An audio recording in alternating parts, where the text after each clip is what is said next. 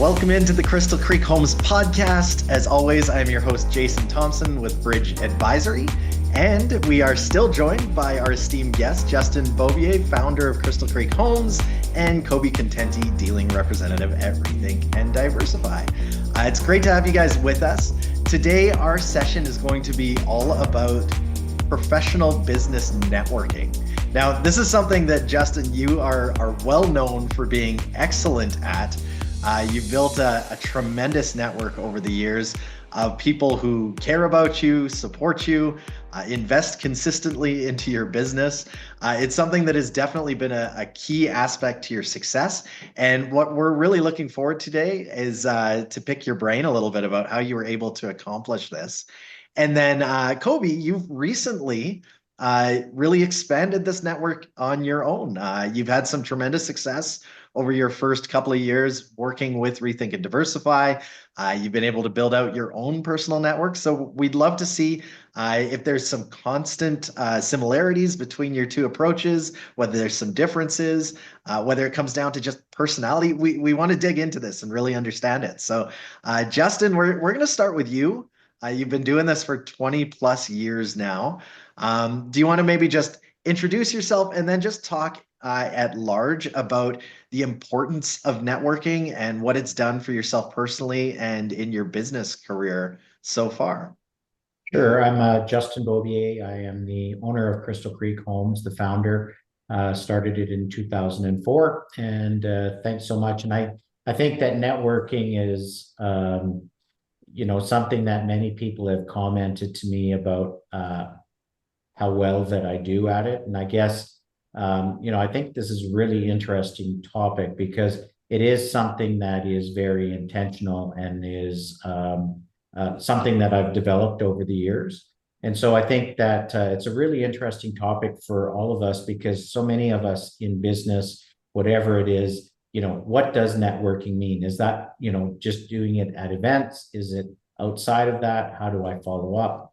Those sorts of things. How do I create that network? And it's a very, very interesting topic and one that a lot of people are interested in and not a whole lot of advice out there on how to go about doing it. Yeah, I'm really looking forward to digging into it because I think it is so universally applicable, regardless of the background that our listeners and viewers might have. There's value in building out a professional network, making sure that you have those connections that you can lean on. Koby, you're newer to this. But you took on a sales role a couple of years ago now, and you've been building out your own network. What have been the major challenges or struggles that you've had to kind of navigate as you get into this and start building out your own network? What are some of the things that you've noticed so far? Yeah, so I've been at this for about a year and a half now. And so kind of the biggest thing for me is understanding that there's always more that you can be doing. I remember back to an event we had in October out in Saskatchewan where Justin had attended. And right as we show up, he's going over to every single table as a bit of a banquet hall. And he's just attending every table. Hi, I'm Justin. What do you do? And I thought that was quite fantastic because although I'd like to meet everybody in the room, I don't necessarily have the courage and I'm still working up the courage to be able to go and have those types of conversations. And so it was fantastic to see and to learn from. But yeah, right now it's just managing my current investor base and starting to expand off of that, building up those relationships. And yeah, I guess it's just kind of progression over time. That's great. I think that's a really good jumping off point. I think one of the things that holds us back often in that personal networking aspect of things is our own barriers that we kind of throw up in front of ourselves, saying like, I don't want to be that guy that goes around and talks to people. I feel like maybe I should just stay in my lane.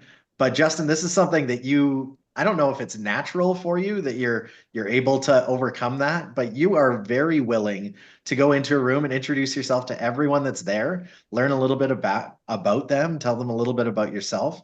Is that something that you developed over time, or is that something that kind of came naturally to you in your personality?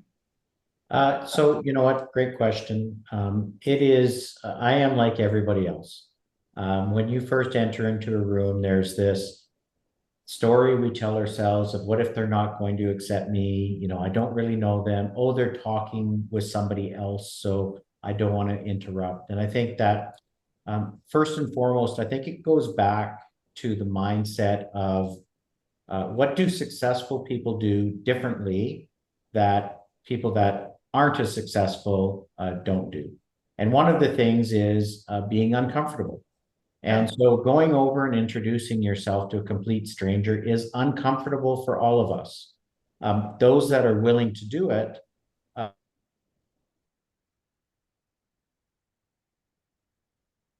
Is it me that cut out or was that Justin? Justin, No, your webcam cut out there. Maybe try restarting it really quick. Yeah, I think we lost Justin there for a minute. That's the first time that we've had a technical glitch in the recording of a podcast. All right, so we just had our very first ever technical glitch during the recording of the Crystal Creek podcast. Justin, you lost your internet connection there.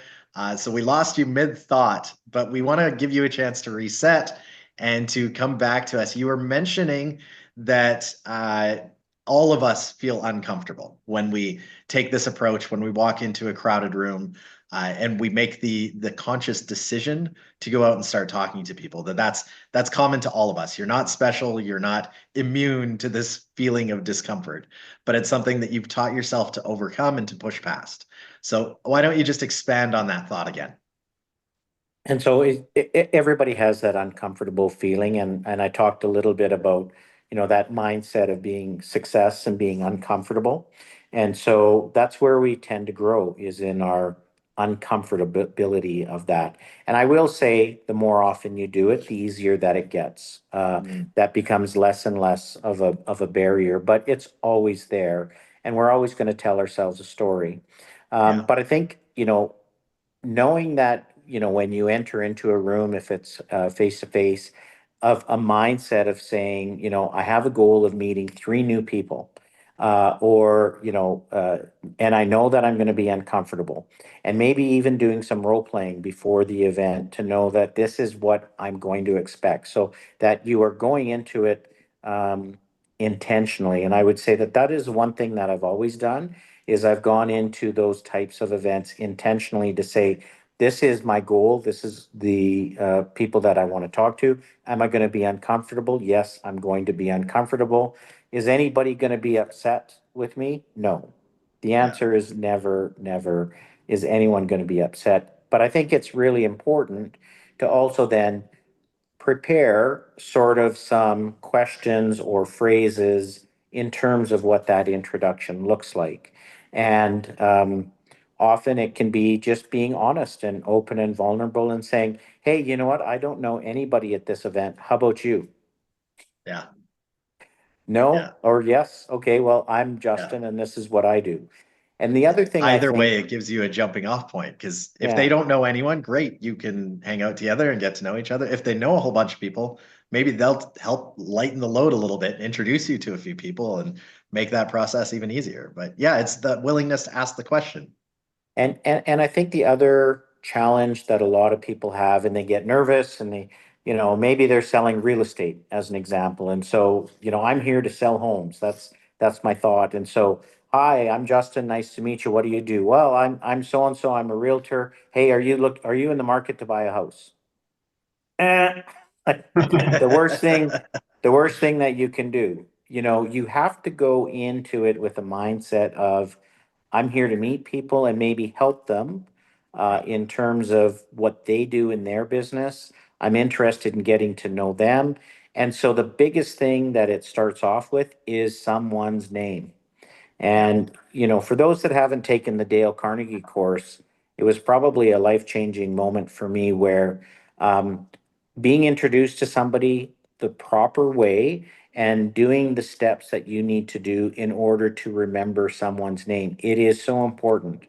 And so in that initial introduction, when you're trying to build rapport, is, if somebody asks or says their name, it is so important for you to pause. And I'll often say, how do you pronounce that? And it may be very something similar, like John Smith. Can tell me again, how do you pronounce that? I didn't quite catch that. And what I'm doing during that period is I'm actually trying to do a word association so that I can remember their name, or say their name in my mind 3 times. There's all sorts of different things that you can do, but you need to have that break And then during the conversation, continue to repeat that individual's name. And there's a good chance that they're going to forget yours Yeah. through the conversation. And so to be kind to the other person, I'll often repeat myself and my name in some sort of context. You know, when I started the company as Justin Bobier, I thought this, I thought that. I'm repeating my name to make it easier for them to also remember, because I think most of us would all agree that oftentimes somebody will say their name and it's almost like it came out silent, and you say, "Oh, great, nice to meet you. I'm so and so." And you have totally forgotten that person's name. And it is so important as part of that networking process to get that nailed down. Yeah. I find personally that if I don't reply with, "Oh, nice to meet you, John. My name is Jason," I will lose it instantly. As soon as I say my name instead of their name in that first introduction, it goes. So yeah, making sure that that very first thing that comes out of your mouth is repeating their name is so important for locking it in. And like you said, just using it as frequently as possible in that first conversation really, really does help. It can be so challenging, especially at an event where there's a lot of people and you meet a lot of people. It's really easy to lose the name of the first and second and third person that you met because you've talked to three or four others now. But if you can lock it in that conversation, do the word association stuff, lock them in with some other famous John or Philip or whoever you might have met. If you can create some kind of association with their face and that name in your mind, it just helps so much. Those Dale Carnegie tricks, they're well known and famous for a reason because they really do work. Koby, does that initial trepidation, does that ring true to you? Is something that you really have to just kind of like talk yourself into when you're going into these types of situations? Absolutely. I was going to actually speak on Justin's point where I like to go into a room with a goal. And kind of my goal there is to meet people, whether that be because, I seen a podcast that they were doing and I would love some insight into what they were talking about, or I seen they had a post on LinkedIn that I thought was really informational that I'd like to discuss a little bit further. But at the bottom line, I'm there to meet people to learn from them and also to Yeah. potentially expand my client base. And so if I can walk into a room understanding that me, Koby Contenti, as this dealing representative, I can offer value to a lot of people. And so I think that kind of gives a bit easier of a ledge up to that barrier where, everybody here, I have an opportunity to provide value to, whether it be, financially, offering them unique investments that they weren't familiar with previously. It definitely helps being able to say, "Hey, that guy over there, I don't feel uncomfortable going over and speaking to him because, he might be interested in something that I have to say as much as I'd be interested in something that he'd have to say." And so that's helped me a lot in going up and meeting to people. But yes, the fear of first walking into a room and having to go up to people, the fear is still there and it's still uncomfortable. But again, it grows. The more often you do it, the easier it gets, like Justin said. And so, yeah, it's been a work in progress, but I feel like I'm getting quite a bit better at it recently. Yeah. And Well, and practice really is key. Like in so many ways, networking is similar to anything else that makes you feel uncomfortable. Like the first time you're public speaking, it's terrifying. But the Yeah. more you do it, the more comfortable you get. And practice really just does make this whole process easier. Networking's the same for sure. So well, and let's go or sorry, go ahead, Justin. I was just going to say, and just having the mindset of everybody's in the same boat at most Yeah. of these networking events. They don't know many people.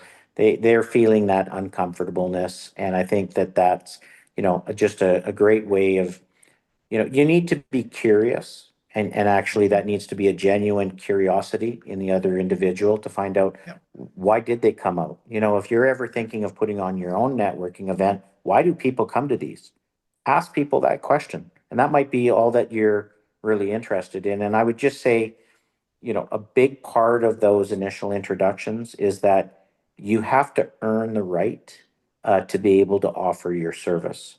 And Yeah. so in those initial introductions, if you're, whatever your profession, you are not offering your services in those initial first time that you're meeting. That is Yeah. the worst thing that you can do. That's not Yeah. the reason you go there to network. The first step is creating rapport with the other individual. And if something comes of that, great. That's a bonus. If it's nothing else, it's somebody else that you've just met now. Yeah. Yeah, and just knowing people is valuable in and of itself. There doesn't necessarily have to be a transaction that comes out of every relationship, and especially not early in relationships. They can take time to develop, and the relationship itself has value. I think that's a really important thing to remember as you approach these types of events. Now, Justin, going back 20 years ago to when you launched the company, when you initially started doing this, you'd already been in the trades for a while. Had you already been spending time networking and building out relationships inherently before you launched your business? Or was this something that you realized early on in the days of Crystal Creek was going to be an important aspect for you and you started to put some time and attention into it? I was brand new at it when I started Crystal Creek, and all of a sudden being in a room with a number of home builders that, man, I recognize their names, Shane Holmes and Jamin, and there's the owner, and wow, wouldn't it be great to meet him? And having to put yourself out there, to say, hey, I'm just starting my business. What's some advice you'd give me? Yeah, And it's so interesting when you ask for help, how people are so willing to give you that help. Now, ultimately, I wanted to buy lots off of yeah, the or available inventory that they wanted to sell, but you can't come on with that. Let them give you advice, let them mentor, let that relationship grow, and all of a sudden, it's so interesting that you think about what comes about, if you will. And so if your ultimate goal in that particular situation was, man, I'd really like to buy some available home site inventory from you that you'd like to sell off. It's so interesting how at some point in the conversation, and it may be two or three conversations later, where they say, hey, would you ever like a home site that, in a community that, where we're leaving and we just want to get rid of? And it just naturally happens yeah, without you having to put it out there. right. Yeah, it comes from that foundation of relationship, of connection.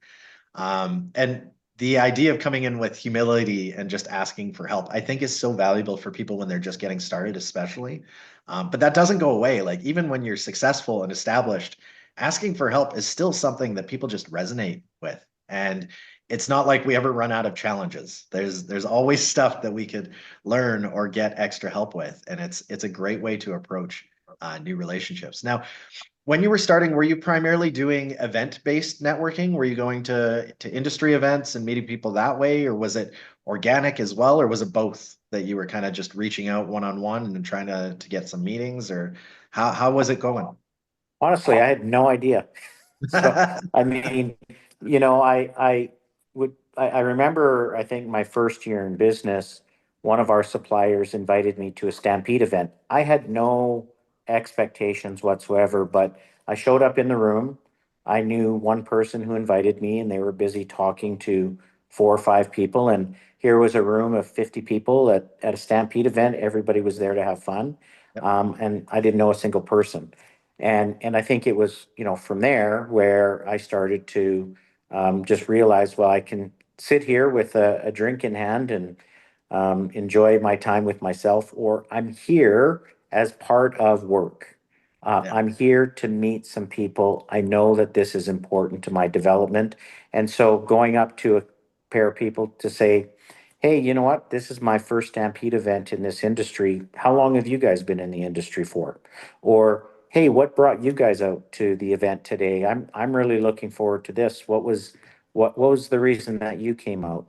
And so there's so many ice breaking questions that you can come up with that Yeah. just start a conversation.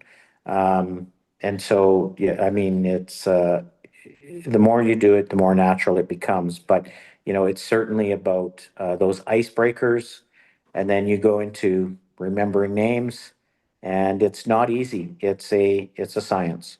Yeah, absolutely. Koby, you're early on. You're making some big strides already, though. You're starting to get referrals from your existing network. They're connecting you to new people. Those people are connecting you to new people. For you, it seems like it's a little bit more organic, a little more one-to-one that your network is growing. But I know you've attended some events and you've been able to have some success out of those too. How is that approach when you pair the two together? How's that working out for you and your business? Yeah, it's great, especially when I'm able to have access to things such as a Flames game, and I'm able to fill a room of 10 people. Well, I always go to my existing clients saying, "Hey, I've got a few extra tickets. Would anybody else you might know be interested?" And so that's a fantastic way to just automatically connect, one of my existing clients to someone who might not necessarily be interested in my services, but someone that I can connect with. I know I've had a few clients that are not necessarily clients, but part of my network who I've been in discussion with. We meet for coffee every few months, and then, they'll call me. Hey, you know what? That opportunity we were discussing last year, I've got a friend who might be very interested. And so it's funny how networks just expand like that, and it just keeps getting bigger and bigger. And then you might have that off month where you're saying, "Oh man, nothing's coming in." And kind of an extenuation of that thought is, it's really awkward to go to a client and say, "Hey, you might be interested in the services that I provided to you. Do you know anybody that might be interested in the services as well?" And so that's been kind of my next leaping stone, is going and having those conversations with clients, which isn't always comfortable. But the worst they can say is no, right? If they're not open to expanding that relationship, then that's no problem at all. But there's in a lot of cases, they say, "You know what? Actually, last week I was just having a conversation with a friend. I'll put you guys in touch." And so a lot of that has been happening organically, and yeah, it's been fantastic to see for sure. Yeah. And that's kind of the same approach of just asking for help, right? Like going and meeting with those people and being like, I'm still early in my business. I'm trying to meet as many people as I can. And I'm just having a bit of a slow month right now. I was wondering if you might know anyone that would be interested in going for a coffee with me and just learning a little bit about this stuff. And that desire to help is so strong in us, especially in people that we like, that we've spent some time with and we've gotten to know. We want to be able to lend a helping hand to people and to see if we can put some pieces together. So that can be a really powerful thing for sure. Yeah, Uh, absolutely. Being able to put two of my clients who don't necessarily know each other into a same room and watching them synergize has also felt quite rewarding, and feels quite Absolutely. spectacular as well. Yeah, that second side of the coin of how you can help people can Yeah. be every bit as powerful. And being willing to make connections and put people together, that establishes you as a networker. And then you become someone that they want to do that for as well. It's a really powerful thing. And I think for most of us, the barrier can be that we know our business needs something, right? And so it's like, oh, I get paid when this transaction happens. And so your focus can become too narrow on your transaction and not wide enough on the relationship. And I think that mindset of just nurturing your network and building into your network, investing in your network, spending time helping people, I think is so powerful for the long-term benefit of those relationships. Yeah, and it's kind of another thought to that is, I'll tell a lot of my clients, I don't necessarily worry about the transactions that we're going to do today, but I don't know where I'm going to be 5, 10 years from now. You don't know where you're going to be 5, 10 years from now, but I don't necessarily see a situation where, we can't still be friends in the future. And so, yeah, those relationships are definitely important. Yeah, that's a really, really important approach. Justin, I know networking to you has been very strategic. It's been something that you have done with a mindset, with a plan, going into it. That doesn't take away from the genuine connection aspect, though, right? Like you can go in with a strategy and still genuinely care about the relationships that you're building. Those don't have to be mutually exclusive. No, absolutely not. And I mean, if they are, you're dead in the water.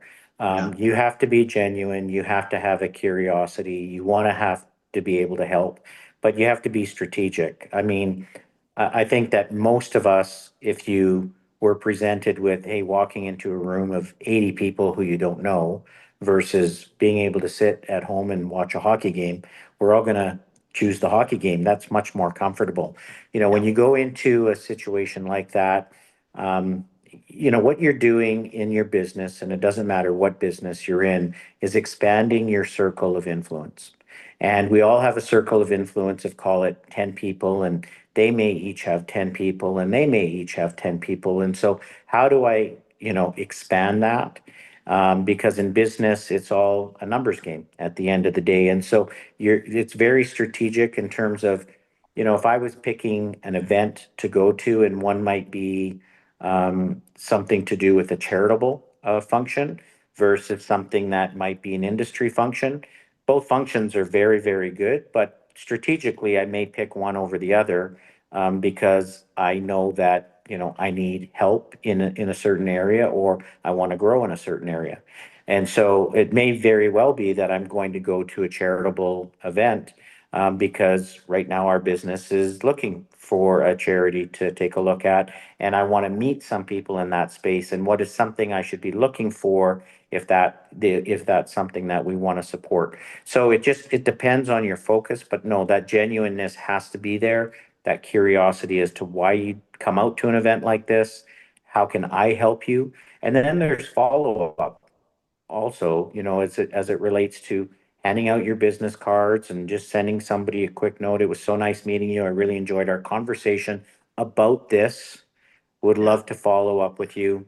And it could be that there's no business to be had there whatsoever, but you never know where it's going to lead. And so, you know, having that discipline of saying, I'm going to make 5 new connections each week. And in order to make those 5 new connections, that means I need to attend one event and maybe send out 10 emails per day. And then I need to follow up with maybe another in another fashion. The secret sauce is actually doing it and being disciplined and being able to commit to that. And then once you start to see results in 2 years or 3 years or 4 years, everybody says, "Oh my God, like, how did you do that? Like, man, you're so lucky. Like, you were at the right place at the right time." Yeah. Not understanding that this is a long process, and networking is not something that is short term. It's a long-term process to build your business. And it's along the way, it's how we get to meet people and learn about their families and what makes them tick, and how it is that you might be of service to them or not. How it might be that it's just getting to know someone. Yeah, absolutely. And I think we all have examples of how important this can be in our lives and in our businesses. Justin, can you think back to one key relationship, one key introduction, one person that you were connected to that had a really significant impact on your business along the way? Maybe just an example. It doesn't even have to be the biggest one, just one that comes to mind as like, this was a really important connection that I wouldn't have made if I didn't put myself out there, or Yeah, make I myself can. uncomfortable in a moment. Sure. It was kind of funny back in the day when I was a kitchen cabinet installer and I was just getting started in business. I did a job for a gentleman, and I heard he was affiliated with Gino Windows. I had no idea what that affiliation was, but his name was Dave Monroe. And I was finishing up the job on a Saturday morning, and he came in and he was a bit disgruntled, and you could tell he wasn't that happy as a homeowner and that sort of thing. And so I just took the time to introduce myself, told him what I was doing, and then I was inquisitive to say, and I understand you have something to do with Gino Windows. What is it that you do there? And as we got to talking, and it started to expand, I said, well, I've just started a home building company. And so I have a window supplier. It's your competitor. Would there be a reason for us to maybe chat one day? And, that was the start of a relationship that was, 22 years ago now. Dave Monroe continues to be one of my mentors and a partner in business. And it was so interesting watching him and his success and how he helped me. Um, Dave was one of the first people to say, why don't you come out to an event? I'd like to invite you. You've got 2 homes under your belt. I think I'd like to invite you out. And at that event, you had Bill Beatty from Beatty Homes, you had Cal Wenzel from Shane Homes, and these were people that I would die to be in the room with. Like, wow, these guys are industry leaders. And what did Dave Monroe do for me? He came and introduced me and said, this guy's just getting started in business. He needs some help. What are you guys going to do to help him? And it was so interesting to see how that relationship formed and the success that came from that. And it all started by being uncomfortable and just being inquisitive and putting myself out there, when I could have just continued about my job and just said, oh, well, it's a homeowner. Hey, nice seeing you. Goodbye.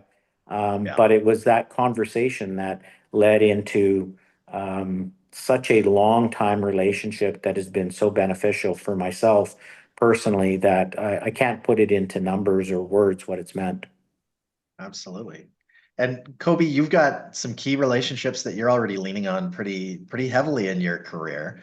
How did that first interaction go? How have you been able to turn those relationships into key foundation pieces for your business?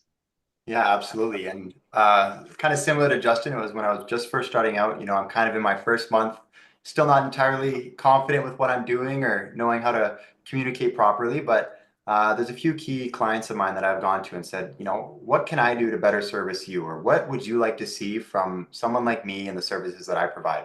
And they, like Justin mentioned, kind of just latched onto that and they provided the great feedback I needed. One of my clients says, just pick up the phone. And so with him, I'll never send him an email. I'll never send him a text. I just shoot him a call. And that's very important to him and our relationship. And now, we're a year and a half later and he's able to say, hey, you know what? I just talked with this guy. Like, let's have a conversation or let's go for a drink and see what comes of it. And so, yeah, massively important to just go to those people, be vulnerable, see how I can better service them and what they might feel is lacking or what I could be doing more of. And I seem to think that they really appreciate that, as well as I appreciate their feedback as well. It means a lot to me as I'm growing in this industry. Yeah. And one of your key contacts is Justin, who has introduced you to many of the people in his network already. That's been obviously really impactful for you. But you have taken it beyond that. It's not just the people that you've been introduced to that you are now doing business with. You're taking that network and growing it. And that's really, really impressive. It all comes down to just being willing to be uncomfortable in Yeah. so many different ways, whether it was that first reach out, the first call to Justin's list when he said, hey, call this guy. You don't know that person when you're making the first phone call. But you took on that discomfort and you took the step to make the call. And now a year and a half later, you have some really tremendous relationships with some of these people that are their own relationships now. It's not just a transference of Justin's trust. It's something that you built yourself. That's really impressive to see. Thank you. Well, Let's and I would sorry, and go I ahead, would just Justin. say to that point, a number of investors have reached out to me to compliment Koby and how he's gone about creating those relationships, and of course, then I will reinforce that by saying, well, he needs more clients, so what are you going to do about that? Yeah. And so, I think that we can support however we support each other, then just makes it full circle. And you never know where these relationships go to because it may lead you to one person who leads you to another, to another. And the next thing you know, you've got 50 new clients from one uncomfortable conversation. Yeah, absolutely.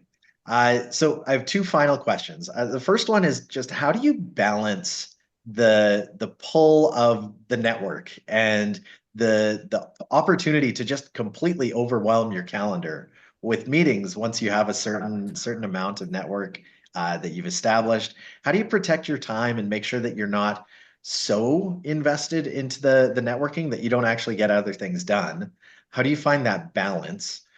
This is probably more of a question for Justin because I know, Koby, you're probably not quite at that point yet with your own personal network. But Justin, you've got so many people who could easily draw on your time in a week. How do you pick and choose your spots? How do you find the right balance? So I would say it's incredibly important to put it in your calendar.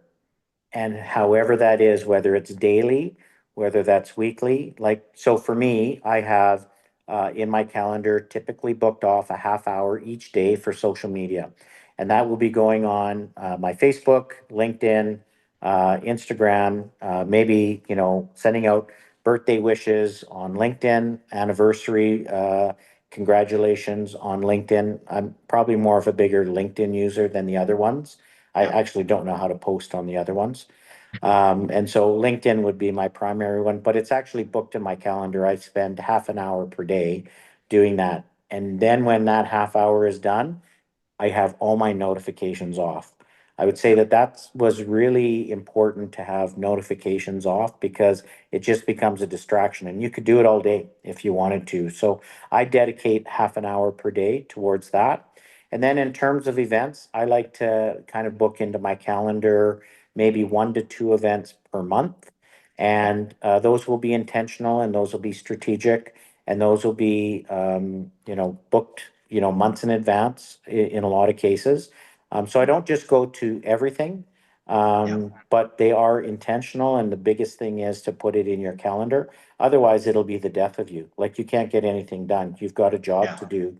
And it is part of your job to expand your network. It is part of the role. But if it's not booked off, either will not happen, or it's It'll going to happen too or much. it's going to consume you. Yeah. And so, to me, that's the way I balance it, and I would recommend everybody do something similar. Yeah. And Koby, for you, it's probably making sure that you're allocating enough time towards it, right? Making sure that you have those calendar events kind of teed up and set up to make sure that you continue to fill your pipeline and make sure that you're meeting new people and expanding your network. Are you doing something similar on the timeline scheduling, calendar scheduling? Yeah, so I'll kind of on a week schedule, I'll have, my Monday afternoons dedicated to this. And then typically when I meet with clients, I like to say, you know what, typically my Tuesday and Thursday afternoons, I keep open for client meetings. Of course, that doesn't work for everybody, and I'll tend to adjust, whatever I had booked Monday morning and maybe replace that with a Tuesday afternoon.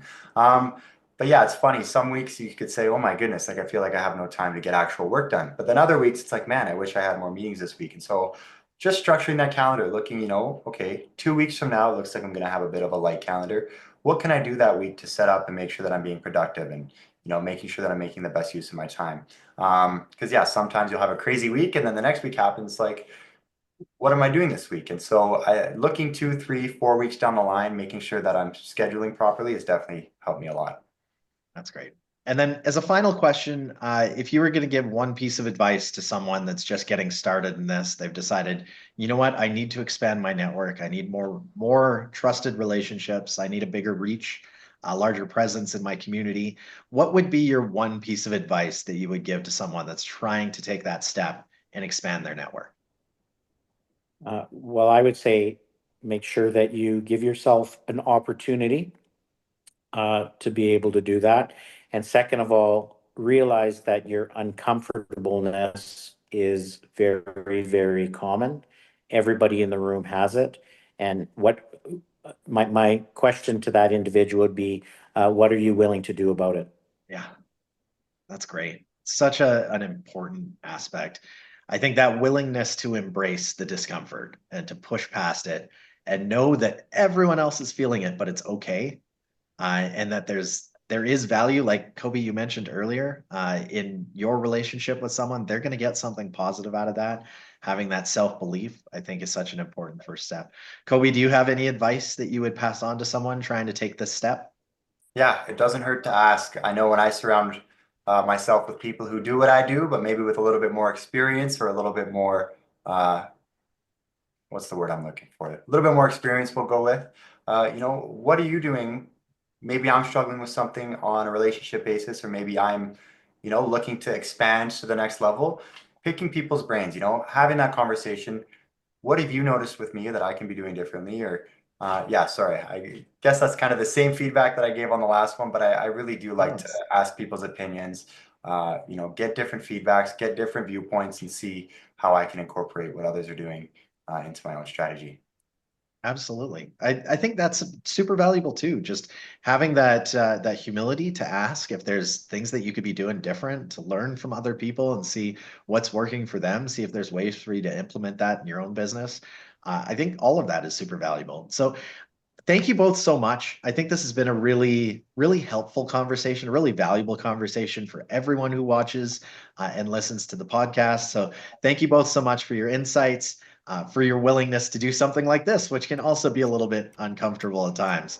Thank you for pushing yourselves past that. I think we've had some really good conversations here today. So we'll wrap it up with that. As always, if you found value in this podcast, this episode, please do like, subscribe, share, pass it to a friend that you think might find value in this conversation as well. We are still growing our audience as well. So the more people that see it, the better it is for us. Thank you both so much for your time. This has been great. We will come back again in 2 weeks with another episode. Awesome. Thank you very much, guys. You bet. Have a great one. Thank you. Bye-bye.